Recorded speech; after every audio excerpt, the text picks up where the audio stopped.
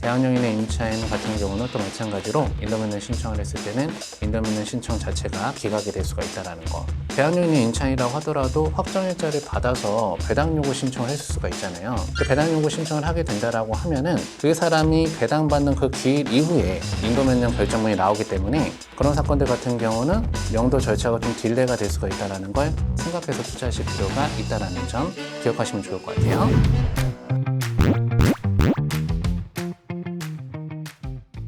최근에 있던 사건 중에 재밌었던 사건 하나 보여드리도록 하겠습니다. 사건 번호를 같이 보시면 2022타경 444번 사건입니다. 소재지 어디로 들어가느냐? 경기도 양평군 서종면 수입리로 들어가는 물건이었다. 혹시라도 여러분들 그 전원주택 관심 있는 분들은 저 양평군 서종면이라고 하는 지역 좀 기억을 해놓으세요. 전원주택지로는 굉장히 좋은 지역이 양평군 서종면이기 때문에 그렇습니다. 자, 그 물건의 종별을 보니까 주택이 경매에 나왔던 사건이었고 토지 면적은 전체 1163평 중에 지분 226평이 나왔던 사건입니다. 항상 여러분들이 주의하셔야 될 점 중 한 가지, 주택이나 공장 이런 물건이 토지가 지분으로 나와 있다라고 하면은 어디 부분이 지분인지를 반드시 확인하고 투자하셔야 된다. 그 내용은 바로 뭐냐? 밑으로 내려와 봤을 때 그 해당 전원주택에 올라가 있는 그 대지는 199평은 옆에 봤을 때 지분이 아닙니다. 근데 이 전원주택 그 대지를 갖다 접해 있는 도로가 있거든요.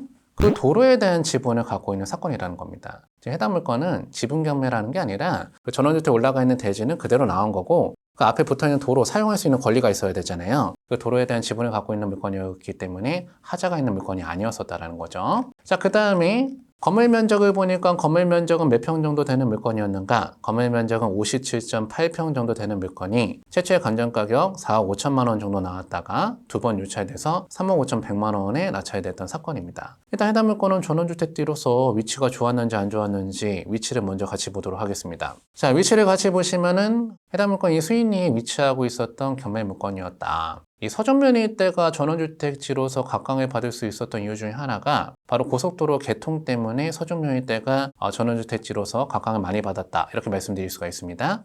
그 고속도로는 바로 뭐냐면은 이 서울 양양간 고속도로라는 거예요. 서울 양양간 고속도로가 개통되면서 서울에서부터 이 양평까지의 접근성이 좋아졌다는 게 이 지역의 투자 포인트 중에 하나였습니다. 그렇기 때문에 이 서종-IC 인근 지역으로 들어가는 전원주택지들은 인기가 많아요. 특히나도 이 지역에서 가장 인기가 많은 데는 이 서종-IC 남쪽 일대가 문호리라고 하는 지역입니다. 이 문호리 지역은 앞쪽으로는 북한강 전망이 나오고 뒤로는 산이 둘러싸여져 있는 그런 지형이다.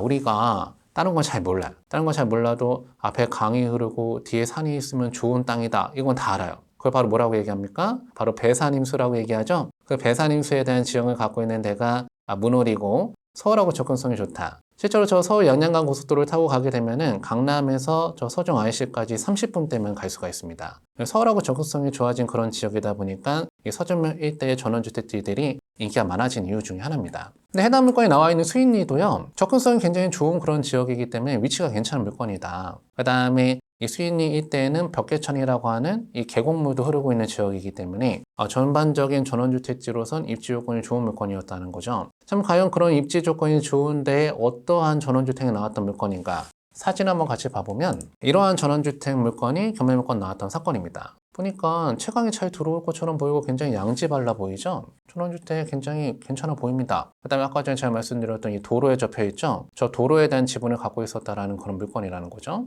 보니까 주변에 상세도 괜찮고 전원주택지로는 괜찮아 보이는 그런 물건이 나왔는데요. 막상 이 물건 현장 한번 가보면 대문 바로 옆에 현수막이 하나 붙어 있어요. 유치권 행사 중이다 이런 현수막이 붙어 있었을까요? 그때 당시 어떤 현수막이 붙어 있었는지 제가 그 사진을 보여드릴게요. 보니까 충격적인 현수막이 붙어 있는 게 이렇게 붙어 있어요. 여기는 개 120마리 명견이 접협하게 사육되는 곳입니다. 그럼 이 물건 낙찰받으면 지금 뭐를 명도해야 되는 사건이에요? 명견을 갖다가 명도해야 되는 건데 그게 자그마치 몇 마리가 있다라는 겁니까?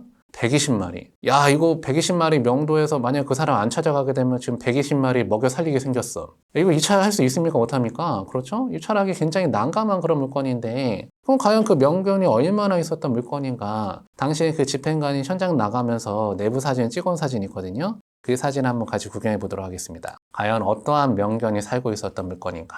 내부 사진 한번 같이 봐보면 개가 있긴 있네. 그렇죠? 아주 귀여워 보이는 명견이 한 마리 지금 있죠? 내부 상태가 괜찮아. 그러니까 가전제품도 얼마 전에 새로 하나 장만했나 보네요. 그렇죠? 비스포크 뭐 이제 들어가 있고 하는 그런 선장인데 저 개 한 마리 갖고 현수막을 저렇게 걸어놨지는 않았겠죠?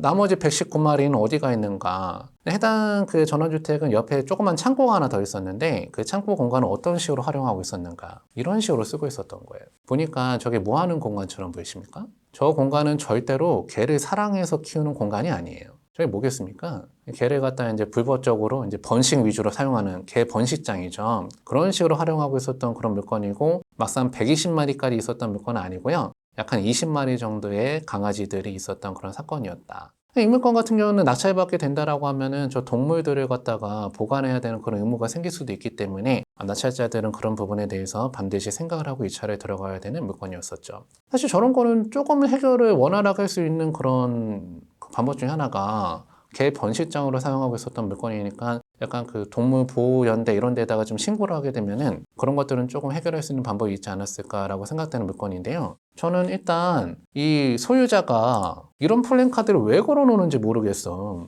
저거 걸어놓으면은 저 부동산 낙찰가가 떨어지지 않을까요? 그럼 오히려 그거는 소유자한테 안 좋은 행동인데 저런 거를 왜 하는지 모르겠습니다. 계속 저기서 살고 싶어서 그랬나? 아무튼 여러분들 명도하려고 하는데 거기는 동물이나 식물 같은 게 있는 물건들 같은 경우는 명도 비용이 특히나 더 많이 들어갈 수가 있다는 점을 생각해서 낙찰을 받으셔야 됩니다. 또 특히나 경매물건 같은 거 유찰이 많이 되는 그런 물건들 종류가 있거든요.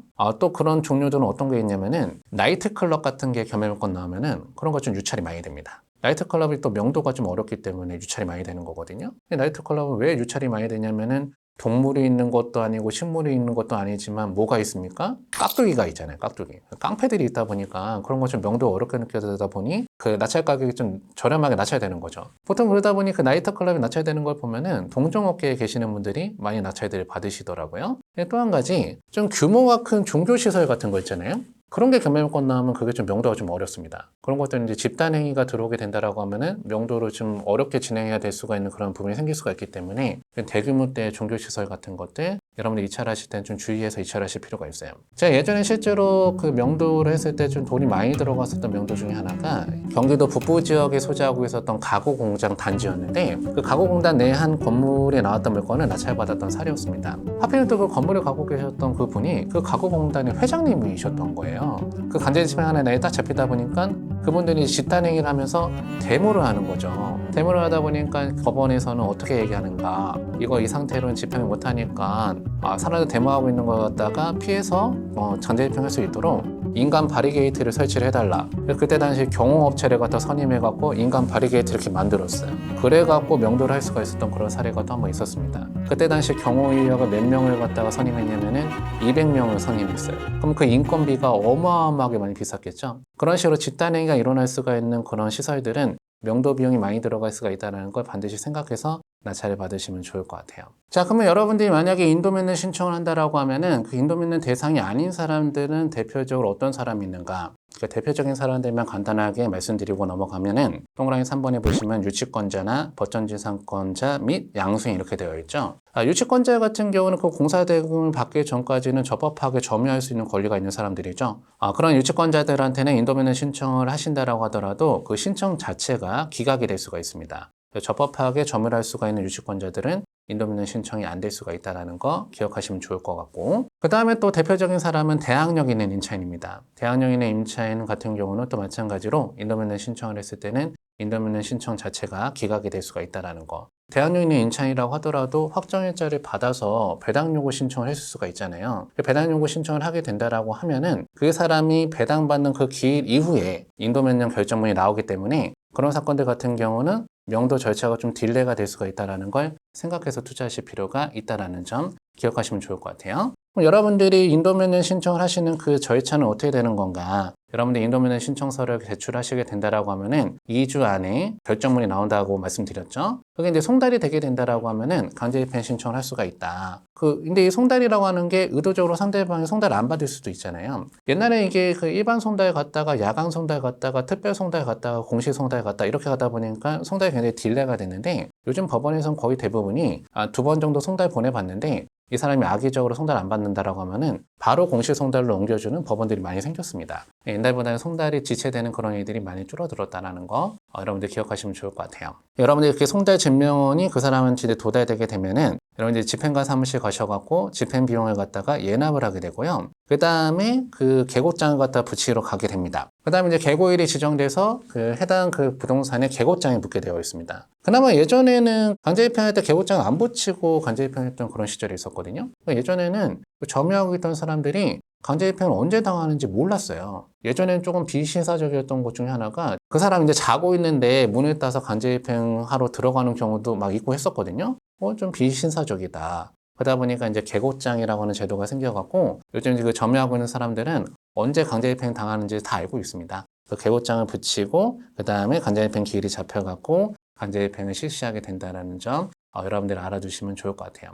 이런 식으로 여러분들이 명도를 진행하실 때는요. 강제입행으로 가는 것도 한 가지 방법이긴 하지만 웬만해서는 강제입행으로 가는 것보다는 협상을 통해서 원만하게 해결해 나가시는 게 낙찰받은 사람한테도 더 좋다라는 점을 반드시 기억해 주시면 좋을 것 같습니다. 자, 오늘 여러분들하고 매각후 사후 관리에 대한 내용 같이 한번 살펴봤습니다. 지금은 막연하게 낙찰받고 명도를 어떻게 해야 되나 생각이 드실 수도 있지만 그 사람하고 협상이 안 된다라고 하더라도 법의 테두리 안에서 얼마든지 다 해결이 가능하다라는 점 여러분들 반드시 기억해 주시고 견매물건 여러분들 도전 한번 해보시면 좋을 것 같아요. 그동안의 교육과정 들어주시냐고 너무나 고생들 많으셨고 경청해 주셔서 감사드립니다. 모든 교육과정은 오늘까지 해서 마무리하도록 하겠고요. 다음에 기회가 되면 또 만나 뵙도록 하겠습니다. 고생들 많으셨습니다.